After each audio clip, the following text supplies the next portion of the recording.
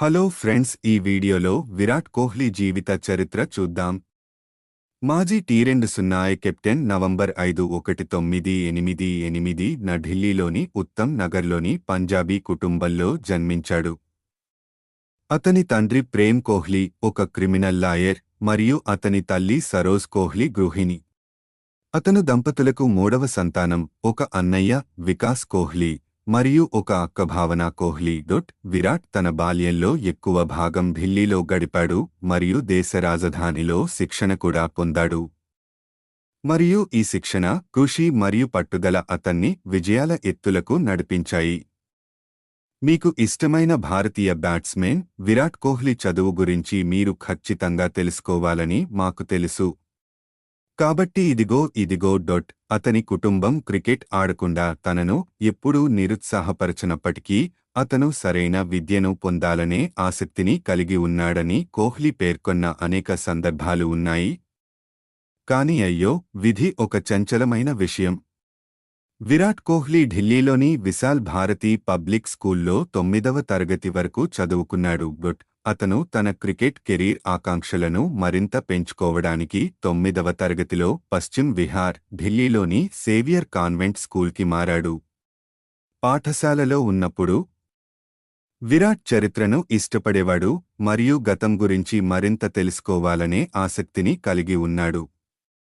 అతను అయితే గణితంపై ఇష్టం లేదు మరియు దానితో కష్టపడేవాడు. అతని కుటుంబం అధికారిక విద్యార్హతలకు పెద్దది అయినప్పటికీ విరాట్ తన 11వ తరగతి పూర్తి చేసిన తర్వాత పాఠశాల నుండి తప్పుకోవాల్సి వచ్చింది. ఎందుకంటే అతను కేవలం 16 సంవత్సరాల వయస్సులో భారత అండర్ జట్టుకు ఆడటం ప్రారంభించాడు. సహజంగానే భారత క్రికెట్ రంగంలోకి ప్రవేశించి U19 ప్రపంచ కప్ జట్టు కెప్టెన్ అయిన తర్వాత అతని కోసం వెనుదిరిగి చూడలేదు. విరాట్ శక్తితో తన అభిరుచిని అన్వేషించడం కొనసాగించాడు. కానీ ఈరోజు మనకు తెలిసిన అద్భుతమైన అంతర్జాతీయ క్రికెటర్గా అవతరించడానికి అతని వృత్తిలో ఉన్నత విద్యను పొందడం మానేయవలసి వచ్చింది. చిన్న వయస్సు నుండి వారు ఏమి చేయాలనుకుంటున్నారో నిశ్చయతతో తెలిసినవారు చాలా తక్కువ మంది ఉన్నారు. 3 ఏళ్ల వయసులోనే క్రికెట్పై ఆసక్తి చూపిన వారిలో కోహ్లీ కూడా ఒకడు.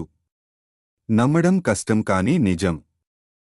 ఒక పిల్లవాడికి క్రీడపై ఉన్న ఆసక్తి తరచుగా ఒక అభిరుచిగా మార్చబడుతుంది. కానీ విరాట్ తండ్రి తన కొడుకు క్రికెట్ పట్ల మక్కువను విశ్వసించాడు. 1998లో ప్రేమ్ కోహ్లీ తన 9వ ఏట వెస్ట్ ఢిల్లీ క్రికెట్ అకాడమీలో విరాట్ను చేర్చుకున్నాడు. అక్కడ కోహ్లీ తన కోచింగ్లోకి వచ్చిన 2 వారాలలో యువ ఆటగాడు అద్భుతమైన ఆటతీరును చూసి ఆశ్చర్యపోయిన రాజ్ కుమార్ శర్మ నుండి కోచింగ్ పొందాడు. అదే సమయంలో ఢిల్లీలోని సుమిత్ డోగ్రా అకాడమీలో కూడా కోహ్లీ మ్యాచ్లు ఆడడం ప్రారంభించాడు.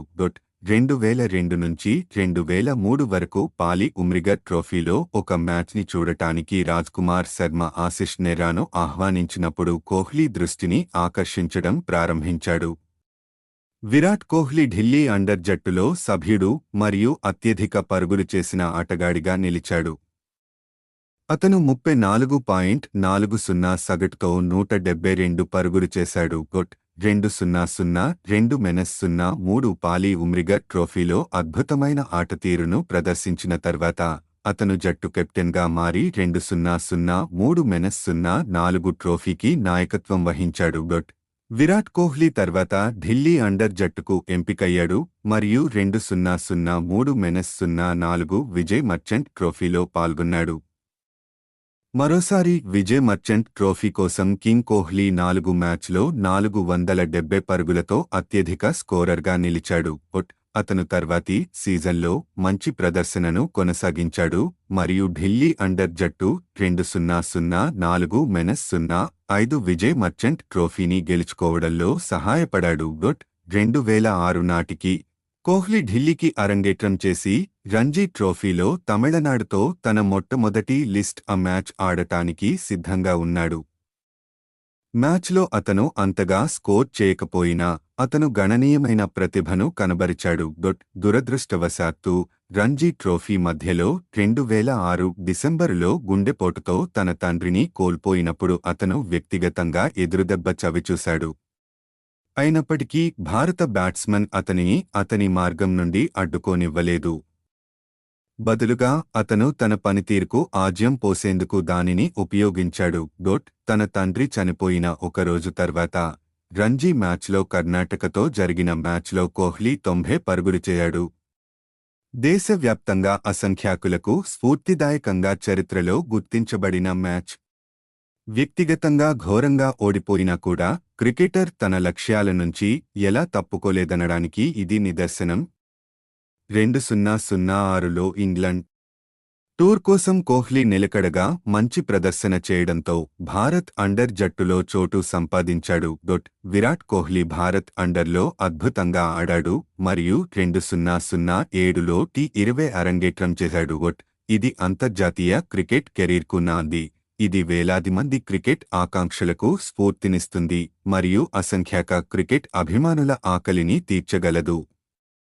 గాయపడిన సచిన్ టెండూల్కర్ మరియు వీరేంద్ర సెహ్వాగ్ల స్థానంలో 2008లో ఐడియా కప్లో శ్రీలంకపై వన్డే అంతర్జాతీయ అరంగేట్రం చేశాడు. అతను మొదటి మ్యాచ్లో 12 పరుగులు మాత్రమే చేయగా రెండవ మ్యాచ్లో అతని కీలకమైన 37 పరుగులు భారతదేశం గెలిచి సిరీస్ను సమం చేయడంలో సహాయపడింది. విరాట్ తన మొదటి అర్ధ సెంచరీని 4వ మ్యాచ్లో సాధించాడు. శ్రీలంకపై భారతదేశం యొక్క సిరీస్ విజయానికి దోహదపడింది. ఇది శ్రీలంకలో శ్రీలంకపై భారతదేశం యొక్క మొదటి విజయాన్ని సూచిస్తుంది. జనవరి 2009లో శ్రీలంకలో జరిగే 5వ ODI సిరీస్ కోసం విరాట్ కోహ్లీని జట్టు నుండి తొలగించారు. అయితే యువరాజ్ సింగ్ గాయం కారణంగా అతను 2009 ICC ఛాంపియన్స్ ట్రోఫీలో ఆడాడు. డిసెంబర్ 2009లో 4వలో విరాట్ తన మొదటి ODI సెంచరీని సాధించాడు. యువరాజ్ కోలుకున్న తర్వాత విరాట్ ప్రదర్శనలు అప్పుడప్పుడు మారాయి. జనవరి 2010లో సచిన్ టెండూల్కర్కు విశ్రాంతి ఇవ్వడంతో అతని స్థానంలో కోహ్లీని తీసుకున్నారు. అతను బంగ్లాదేశ్లో మొత్తం 5 మ్యాచ్లు ఆడాడు. జనవరి 7, 2010న బంగ్లాదేశ్తో జరిగిన మ్యాచ్లో విరాట్ 91 పరుగులు చేశాడు. అతను అజేయంగా 71 పరుగులు చేశాడు మరియు బోనస్ పాయింట్ని పొందడానికి భారతదేశం విజయానికి దారితీశాడు. మరుసటి రోజు అతను తన రెండవ ODI సెంచరీని సాధించాడు. అతను సచిన్ టెండూల్కర్ మరియు సురేష్ రైనాల మార్గాలను అనుసరించి వారి 22వ పుట్టినరోజుకు ముందు 2 ODI సెంచరీలు సాధించిన 3వ భారతీయ బ్యాట్స్మెన్ అయ్యాడు. జింబాబ్వేలో శ్రీలంక జింబాబ్వేతో జరిగిన మ్యాచ్లకు విరాట్ కోహ్లీ వైస్ కెప్టెన్గా వ్యవహరించాడు. వన్డే క్రికెట్లో అత్యంత వేగంగా 1000 పరుగులు చేసిన భారతీయుడిగా విరాట్ నిలిచాడు. అతను 2010లో తన 3 సెంచరీలతో సహా 995 పరుగులతో అత్యధిక పరుగుల స్కోరర్ అయ్యాడు. 2011 ప్రపంచకప్లో సురేష్ రైనా కంటే విరాట్ కోహ్లీకే ప్రాధాన్యం ఇచ్చారు.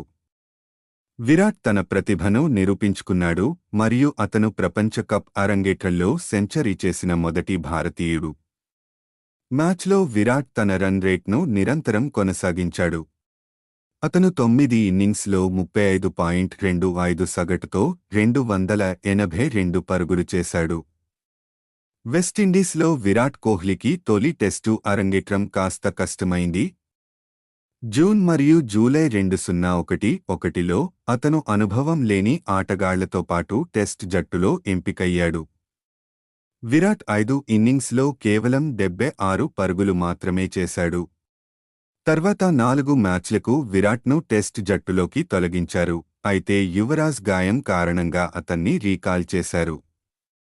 అక్టోబర్ 2011లో ఇంగ్లండ్పై భారత్ గెలిచింది మరియు విరాట్ కోహ్లీ మొత్తం 5 మ్యాచ్లలో మొత్తంగా 270 పరుగులతో అత్యధిక పరుగులు సాధించిన ఆటగాడిగా నిలిచాడు. 112 పరుగుల అత్యధిక స్కోరుతో నవంబర్ మరియు డిసెంబర్ 2011లో వెస్టిండీస్ 3 టెస్టులు మరియు 5ల కోసం భారతదేశంలో పర్యటించింది. రైనా కంటే ముందు కోహ్లీ టెస్టు జట్టులోకి వచ్చాడు. మ్యాచ్లో అతను ఒక జోడీ అర్ధ సెంచరీలు సాధించగలిగాడు. ముక్కోణపు వన్డే సిరీస్లో భారత్ తరఫున అత్యధిక పరుగులు చేసిన ఆటగాడిగా కోహ్లీ నిలిచాడు. భారత్ ఫైనల్కు చేరుకోనప్పటికీ కోహ్లీ 133 పరుగులు చేశాడు. ఆ మ్యాచ్లో అతని ప్రయత్నానికి man of the match award లభించింది. 2012 మార్చిలో జరిగిన ఆసియా కప్లో విరాట్ కోహ్లీ వన్డే జట్టుకు వైస్ కెప్టెన్గా ఎంపికయ్యాడు. అతను పాకిస్తాన్పై 183 పరుగులు చేశాడు. వన్డేల్లో భారతీయుడి అత్యధిక స్కోరును నమోదు చేశాడు. వన్డే ఇంటర్నేషనల్స్లో మరియు ఆసియా కప్లో విరాట్కు ఇదే అత్యధిక వ్యక్తిగత స్కోరు. సెప్టెంబరు 15, 2012న కొలంబియా, శ్రీలంకలో జరిగిన ఐసీసీ వార్షిక అవార్డు కార్యక్రమంలో Kohli ODI cricketer of the ఇయర్గా ఎంపికయ్యాడు. ఐపీఎల్ 2013లో రాయల్ ఛాలెంజర్స్ బెంగళూరు జట్టుకు కెప్టెన్గా విరాట్ కోహ్లీ తన పాత్రను తీసుకున్నాడు. జట్టు అసాధారణమైన ఆటలను కలిగి ఉంది. విరాట్తో పాటు క్రిస్ గేల్ మరియు తిలకరత్నే దిల్షాన్ వంటి అతనికి మద్దతు ఇవ్వడానికి కోల్కతా నైట్ రైడర్స్తో జరిగిన మ్యాచ్లో కోల్కతా నైట్ రైడర్స్ జట్టు కెప్టెన్ గంభీర్, విరాట్ కోహ్లీ మధ్య వివాదం నెలకొంది. మ్యాచ్లో వారిద్దరూ మైదానంలో అగ్లీ స్పాట్లో పాల్గొన్నారు. వాస్తవం ఏమిటంటే ఇద్దరూ ఢిల్లీ ప్రాంతానికి చెందినవారు. వీరిద్దరూ ఐపీఎల్ మినహా అన్ని మ్యాచ్లు ఒకే జట్టు తరపున ఆడుతారు. కోహ్లీ అవుటైన తర్వాత గంభీర్ వద్దకు వెళ్లి చేసిన వ్యాఖ్య గంభీర్కి కోపం వచ్చి అతని వైపు నడిచింది. ఆ తర్వాత వివాదం పెరగడంతో ఢిల్లీకి చెందిన మరో సహచరుడు వారిని శాంతింపజేశాడు.